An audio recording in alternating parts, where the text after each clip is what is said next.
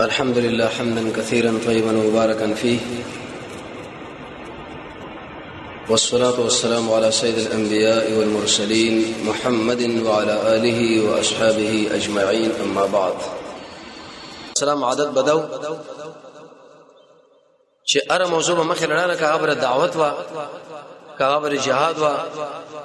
کا خبره بل عبادت وا کا حج نبی به دغه ترغیب او تشویق ورکو درسو پر ملګری به کې برخه والی. قران او سنت چې کله انسان مطالعه کوي د دې ډېری انتهاجات فائدې په دې ټولو کې لوی فائدہ ده چې زمونږ د الله د امر منل. صرف د نبی کریم علی السلام د احادیثونو د روزه مبارکه یو څو فائدې بیانو په نه د عمل چې خپل مزکو به نور ملګرو هم دا بیان کو. حدیث کې راځي رسول الله فرمایي علیه الصلاۃ والسلام د روزه په ارش پکې رب العالمین ځنې بندگان د جهنم د ورنا خلاصي. څه مقصد؟ کوم انسانان چې هغه د روزه مبارکه مې شونی شي الله به دوی د جهنم د ور نه بچ کی او چا چې ونلی ولا چې ګرمي ده ورځ وګديري او ګرانه ده موږ یې نشونی ولې د دې انسانانو بغیر د عذر نه به د جهنم په ور باندې سوځیدل یو پیدا ده. دویم حدیث کې راځي رسول الله فرمایي د روزه پر اتلو سره د دوزخ دروازې بنديږي. انسان شکل روزه ونی شي دغه اهتمامو کې رب العالمین د جهنم دروازې بند کړي جنت ته بلړ شي خوشنی نشي. د دې حدیث دا مقصد معلوم شو جهنم له بدل الله بوشي. دریم نبی کریم علیه الصلاه والسلام فرمایي قرآن کې الله دا خبره کړې ده د روزي په میش کې د ليلۃ القدر شپه هغه شتون لري چې د زره میشتو د عبادت څخه د ایويش په عبادت غوړه ده. رسول الله ملګرو لوي ویلي علیه الصلاه والسلام چې مکه قومونو دومره عمرونه و د ویل یا رسول الله زما غوځه عمر شپته کاله بده کې بس بندگی کیږي وی الله تاسو له وشپه درکړی دا چې پاغه کې مبندگی وکړه لکه زر میشته تقریبا اتا ته کاله شاوخه. څلورم روزه د رب العالمین سره یعنی کوم انسان چې روزه نشي الله رب العزت بده سره خبري کوي او الله د په بدله کې واخستو انا اجزي به. رسول الله فرمایي رب العالمین فرمایلی زه بدله په خپل بدله ورکوم ځکه دا زموږ د بنده په مابین کې خصوصي راز دی. لکه موږ تاسو خو یو بل نه پوهیږو روزدار پر روزه باندې پوهیږي واجب رب العالمین ذکر غیب او علم الله پر خاص دی. شیخ الاسلام ابن تیمیه رحمه الله فرمایي دا مقصد دی. رسول الله فرمایي چې کوم سړي روزه ونی ولنو رب العالمین فرمایي زه ټول د دشمه نو چې الله زمونږ شنو بس دین نومره څومره اوچت خیر به دی بل هیڅ خیر به دومره نه. پنځما زاد المعاد کې ابن قیم فرمایي چې دا د مؤمنانو باغیشه ده. روزه چې کله راشي قانون دار د سیاحت لپاره سړی یو باغ جوړي باغشه جوړي پایږي ګرځي د مؤمنانو د عبادت لپاره د یو مهمه باغشه ده دغه ګرځیدل پکار. شپږم رسول الله فرمایي د روزي اجر د نور عملونو څخه زیات دی. معنا ده چې د لسونه تر وسو پورې اجرونه روزدار انسان لا الله رب العزت ورکړي. نور وختونه کې عمل چې کوي نو یو اجر دلته الله تعالی په یو اجر باندې یا لس اجر درکې یا تر وسو پورې. ته اوس ګوره وما روزنیون کې انسان هغه خپل شهوت خواړه د رب العالمین درزار لپاره پریدي او چې کله یو سړی دا شونه د الله درزار لپاره پریدي اسمنګ الله به ډېر غیرتی دی په واسه کې خامخا در ډېر اوچت بدلا تقدیر جایزه به ورکړي کمالی. اتم رسول الله فرمایي چې روزنون کې لپاره د خوشحالي د روزمات په وخت کې یو چې کله زمونږ رب العالمین سره مخامخ کیږي الته خوشحالي او دویم چې کله انسان روزه ماته د دې وجه رسول الله فرمایي چې دغه وخت کې الله دعاګانې لري کې قبلې پکار دا چې مؤمن انسان د امت مسلمه لپاره زیات دعاګانې وکړي د خپل ځان لپاره د ملګرو لپاره چې الله په موږ ټول باندې ترحم وکړي. نهمه روزنیون کې لپاره خوشحالي ده د قیامت پر ورځ چې کله رب العالمین سره لیدنه کوي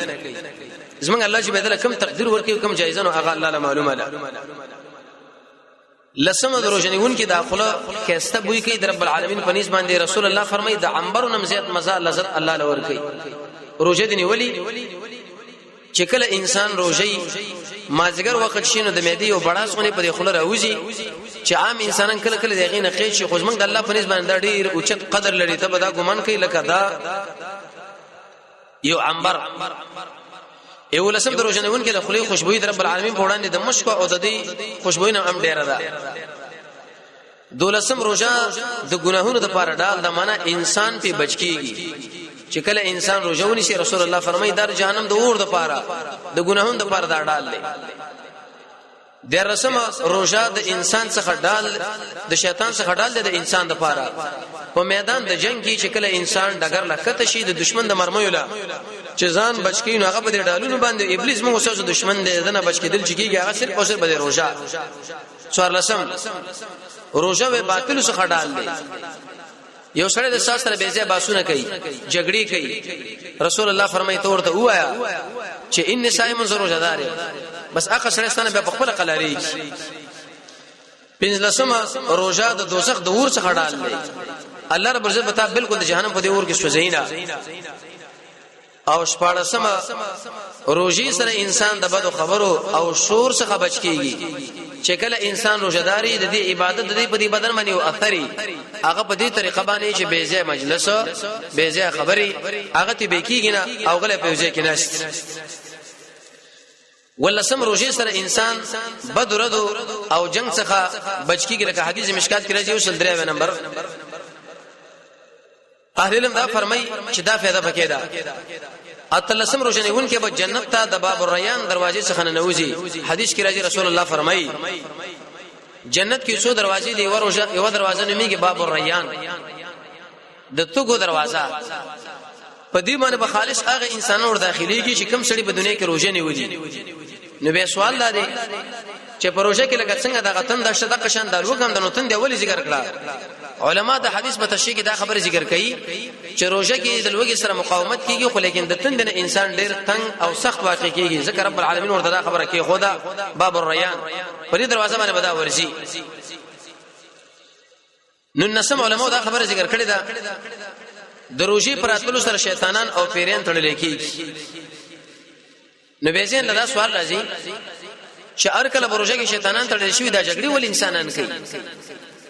یو وجه علماء دا ذکر کړي چې واړه شیطانان د اخلاص او دویمه وجه علماء دا ذکر کړي دا چې کم از کم دا نفس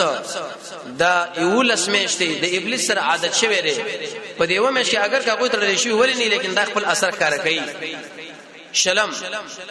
دروژي پر اتلو سره د جنت دروازې خلاصيږي رسول الله فرمایي بل روایت کې دا راځي ګولکارین دروژي په اول ورځ باندې د الله ملائکه شروع کی چې جنتی به دین اور داخلي کې قسمه قسم زیورات وغیرہ یوشتم پروژه کې د الله رب العزت د لوري څخه اعلان کیږي یو اعلان کوونکی اعلان کوي او د خیر غوښتونکو د خیر غوښتنه کوي او د شر غوښتونکو د شر څخه ځان وساته معنا ده چې الله رب العزت د انسان د خیر په طرف باندې ور روان کی او د شر په طرف دا ور نه بچي او د کامیابی او د جنت داخله دوی اعلان دویشتمه په دې سره تقوا الله سره راځي او دا ډېر لوی نعمت دی قران کریم کې رب العالمین فرمایي چې اے د ایمان والو تاسو روزي نه سي رب العالمین تاسو متقین جوړ کې شکل په منګه تقوا الله زموږ د ټول کارونه به الله رب عزت برابر کړي الله بس موږ سره مینه مو کې حکومت به مو کې وغیرہ تقریبا 55 زیات پیدا وره تقوا شته درشتم دروژې میشته د خیر او د برکت میشته چې انسان دا پروژه نیول باندې دا حاصلېږي کله چې انسان روزه ونیسي برابر خبر ده روزدار نارینه یا زنانه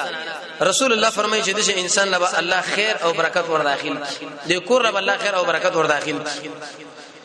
څلورشتمه روزه د مسلمانانو لپاره سفارش کوي چې اے الله دا بنده وبخا نبی کریم علیه السلام فرمایي چې قران هم سفارش وکي روزه هم سفارش وکي قران به دا خبرو کې چې الله زما لپاره خوب پر خود لري روزه به دا خبرو کې چې الله زما لپاره خوراک او اسکاک پر خود لري او محمد رسول الله فرمایي چې دوړه سفارش به الله قبلې دا چې کله انسان مرشي به د عبادت معلومات سړي لکه کې وسنا پنځشتم رسول الله فرمایي یعنی هر هغه انسان چې روزه ونیسي د ایمان د قباله او د ثواب د غفتلو د قباله نو مخ کې چې څومره ګناهونه د بخاری او مشکات کې حدیث رب العالمین ورته د ټول ګناهونه معاف کړي روزه دی ونی ولا په دین باندې چې داس ماره ایمان تقاضا ده روزه دی ونی ولا په دینت باندې رب العالمین مال په دې باندې اجر راکړي ثواب راکړي رسول الله فرمایي چې مخکې څومره ګناهونه کړي دا ټول ګناهونه به تعالی رب العالمین معاف کړي دا یو سیزن دی قسم په الله چې رب العالمین په نعمتونو کې لوی اساسي نعمت ګوردا روزه ده صرف موږ تاسو له اسباب برابرې چې اوس په کومه طریقه باندې د انسانان زما کوم جنت له ور داخل کوم دله واه واه او مرحبا پکار دی شپږشتم روزه د انسان لپاره مضبوطه قلا ده معنا دا چې کله ته د یو چا د خوان راخستلې شوی او هغه سره وجل اراده وکي او یو مضبوطه قلا کې دنه شو دا غټ غټ کړپونه او دروازې اور واچوي نو به که ار څومره زورونه دا کینو اسی بار بغرزي راګرځي ته په امن کې روزه چې مونږ ونی ولا د نفس نه ابلیس نه د هر قسمه دشمن نه رب العالمین مونږ په امان کې و اجتماع د روزه نسبت رب العالمین ځان لکړه معنا داس ماده پاره ده تو سوچ کوا چې په دنیا کې په انسانانو کې ستایو محبوب دی ته څومره کوشش کوي چې دا اوس په کومه طریقه باندې خوشاله کم زما د زړه تقاضا چې دا خوشاله شي اما دا روزه چې منګ نو رب العالمین د پاره الله رب العزت نسبت ځان لکړي چې داس ما ده نو سم خیال لې چې دلوي الله خوشالي پکار ده کداغه مخالفت پکار دی خوشالي پکار ده اته اجتماع روزه کې نه پر عبادت الله رب العزت په فرض عبادتونو سره قبلې معنا ده چې دوه رکعات نوافل دی وکړه دومره زور بکې لکه فرایض شې وکړه چې فرایض دی وکړه تقریبا هغه بیا وخاله ورزي نه وشتم روزه کې پر عبادت الله رب عزت په اوی عبادتونو سره قبلې لکه مشکات کې حدیث یو فرض عبادت چې وکې دومره اجر او فوقیت پکې رته به دا ګمان کوي لکه تا چې اوی فرض منځونه کړی دي اوس د حساب وا د اسمو د الله احسان او خیر خو یې موږ له کړی دا درشمه روزه د صبر میاشتا او د صبر ثواب او بدلا هغه ایوازي جنت ته نتیجه دارو وتلا چې کم سړی روزه نشي رب العالمین بدا انسان جنت لور داخل او چېنی نشي رب العالمین بدا انسان د جهنم په طرف باندې ور روان داس موږ سوچو ټول طبيعت ته او ټول دا واړو چې الله دې موږ له جنت راګي بس دا قور د چابیره دا ورته سبب دی ملاور تړل پکار دی محمد رسول الله د خپل لنګ وتړلو د عبادت کول لپاره یو درشمه روزه د همدردی او احسانات تو میاشتا د فقیرانو مسکینانو کندو او مجاهدینو مهاجرینو بندیانو ضعیفانو سره رسول الله فرمایي یتیمانان کندې مهاجره بندین اسیران د اسلام په نامه باندې قیدین د ګوربل ای جرم دوی نه کړی قران کې څنګه الله فرمایي چې دې مجاهدینو بل ای جرم نه صرف تمره خبر ده ان امنو بالله چې دې په الله باندې ایمان راوړي نه دې يهودانو سره سره چرته مال باندې ټکر دی نه په دکان باندې ټکر دی صرف د الله په قانون د الله په ځمکه باندې نو په دې روزه کې کم از کم چې ته زیات خوراک ځان لته تیارې هغه لګ منس کې کم کا نیمای ځان لپاره د نیمای را جمع کا هغه قیدی چې هغه بسندان کې پروت دی دغه کور پاتې لري هغه قیدی چې بسندان کې کور نشه هغه لپاره پیسې ورولېګا رسول الله فرمایي دا خدای همدردی میشته دغه تاسو همدردی نه وکړي دو درشمه د روزي په میش کې رب العالمین د مؤمن رزق زیاتوي معنا دا شولا چې کله انسان روزه نشي څنګه الله په دې رزق کې پراخواله ورته راولي او تاسو دا ګورئ کله چې بوزي د انسان خوراک په یو کیفیت باندې خو چې کله روزه د غریب نشي غریب ولې نه څنګه الله څومره پاګه باندې پراخواله راولي درشم دا اوس ناشنا خبره ده روزمات ورکول روزدار انسان ته بدی سره ګناهونه بخل کیږي او نفس د ورڅ قربانه بچ کیږي او دا کم سړي چې روزانه ولې دا د امدی په اندازه باندې دله به اجر الله ورکي او سره دې نشي داغه په اجر کې بدسری په اندازه باندې کمبوتر نشي د دې وجه عرب خلک تاسو وګورئ او هغه انسانان چې هغه په قران او سنت باندې بشریت لري او چې په دې روزمات کې کوشش دا کوي چې د خپل مال مغفر مخلوق باندې څنګه لګو چاله په یو طریقه باندې چاله په بل طریقه او چاله په بل داغه چې څومره اجر دی اما کوم اجر الله تعالی درکې خود شي بنی چې داغه په اجر کې بل الله نقصان راولي بس کې دا کمال دی څلور درشمه هر انسان چې روزدار مول کی الله رب عزت د داسې حوض څخه بدله ابو ورکی چې به بالکل دغه ته کېږي نه تر څو چې د جنت ور داخل شي ویلي معنا دا یو سړی دی او هغه پر روزدار باندې خرچه وکړه داغه لپاره د روزمات اسباب برابر کړه محمد رسول الله فرمایي عليه الصلاه والسلام په دې انسان باندې بد کوثر او رب العالمین وسکی الله رب عزت به وسکی حدیث مشکات کې به کوثر هغه احمد بن شوی دی چې هغه او بسمره قیمتي دي او د قشن هغه لوکي په کوم کیفیت باندې ډولې دي پنځه درشمه رسول الله فرمایي د روزي میش اول رحمت منځ بکنه او اخر د اور څخه خلاصون دي معنا دا د رحمت میشتا دا د مغفرت میشتا دا د عتق من النار د جهنم د اور د بچ کېدو میشتا انسان چې وګړي د الله رحمت ځان له متوجي کې روزه نسا وګړي چې رب العالمین زما ګناهونه معاف کړي روزه نسا وګړي چې جهنم د اور نزور باندې بچ پښم بس روزه نسا شپږ درشم روزدار لا اخري روزنه ور سره ګناهونه معاف کیږي لکه مزدور لچې مزدوري په اخر کې ورکول کیږي او دای واجب د قدر شپه پورې ځانګړې نه ده بلکې په دینورو روزو کې هم دا پروګرام دی اخري روزه چې ونی ولا زمونږ الله ستاسو ټول ګناهونه معاف کړي رمضان کې معنا د رمضان سوځولو رمضان ځکه و چې دا ګناهونه انسان له سوځول کیږي دا ترجیږي ودرشمه دا څومره خبرې تاسو کوم دا ټول د محمد رسول الله خبرې دي او زمونږ رب العالمین خبرې دي او زمونږ استاد دین دا قدوه په دې قران او سنت چې کومه خبره زمونږ الله او رسول کړي بده کې به ګوره شک نه کوي دا به مونږ نه شو چې دا اسمکري اسمان لاله شو اسمان دلان دی شو لیکن دا نشو منل چې رسول الله په خبره کې د ظریف اندازه باندې کمی زیاتې راشي کومه خبره چې هغه کړي هغه بالکل معنی ودرشمه جنت کې سګي روزه تا د کال د اول څخه د کال د اخره پورې نو کله چې د روزه اول ورشي نو یو کیسه هوا راوالو شي د عرش څخه لاندې د جنت په فار د جنت په کیسه حور باندې او دا حور وای شي اے ربا وګرځوا مونږ ته د جنت والا هغه انسانان چې موږ سترګې په هغه باندې یې شي واغوي سترګې په موږ باندې یې شي معنا دا شولا چې کله روزه شروع شي د اول ورځې رب العالمین په دې کې ګلکاری شروع کی د ملائکه په واسطه او به د عرش د خوانه رسول الله فرمایي وسیلی راوالي چې انوارات د حور دا وی الله هغه انسانان چې روزي نیولې دي زموږ سترګې په هغه باندې یې کا او تقشند هغه سترګې په موږ باندې راځي کا هغه زموږ تاسو لپاره دعاګانې غواړي اته درشم پروژه کې پیشنمه راځي او رسول الله فرمایي چې کوم سړی پیشنمه نشي د رب العالمین برکت ورکړي برکت داري چې یو خو به ورځي به روزه دل اسانه مهم برکت او اساسي برکت داري چې دا په دې وخت کې راځي چې روړې خوراک د پاره څلور رکعاته شپږ رکعاته اته رکعاته لس رکعاته دولس رکعاته چې څومره رب العالمین دله مقدر ولیکلي هغه به دا وکي نو پاګه باندې څومره اجر دی عقل منشره منافقت نه بچ نه درشم روزه منکې نفس خواهشات څخه چې نور عبادتونه کې دومره قوت به نشته معنا دا شولا چې کله د روزه ونی ولا استاد نفس خواهشات نه بن کې په خلاف د نور عبادتونو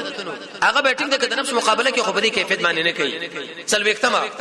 روزه د رب العالمین او بنده ترمنځ یو راز دی چې دا راز بل چلنه کوي د الله څخه خبره او نور عبادت خو کوي دې وجنه هغه تم ګورې زم ګورم لکه یو بل وزل ترغلی منزله درس ناشو نوافل کو یو بل صدقات ورکو یا بل اما روزه د رب العالمین په مابین کې او د بنده په مابین کې راز دی اشرف علی تنوی فرمایي میان عاشق و معشوق رمز کرامن کاتبن راهم خبر نیس په مابین د عاشق او معشوق د شی راز دی چې باغ باندې کرام الکاتبین مې نه خبرېږي دا زموږ د رب العالمین او زموږ مابین کې یو راز دی راز یو څلوختم رسول الله فرمایلی دی هر انسان چې روزه ونیسي یو ورځ د الله د رضا لپاره او په دې سره خاتمه وشي نو دا به جنت ته داخل شي معنا دا چې رسول الله فرمایي ایو روزه چې دیونی ولادت الله د رضا لپاره او دا روزه تر اخره پورې ورسوله د دې بدله دادا چې الله رب عزت به جنت لور داخل شي څومره اسانه لار دوسل وختم رسول الله ابو امامه الباهلي له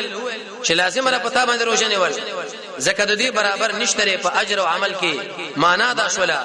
ک نور څومره عملونه وکي سید دی غیب یو اجر وی خو روزه دی ونه ولا نو اق عملونه به دې بشرا راشي نه درې څلوختما ابو سعید خدری رضی الله فرمایلی دي چې رسول الله او فرمایل هغه انسان چې روزه ونیسي د الله بلار کې نو الله به د مخ او ذات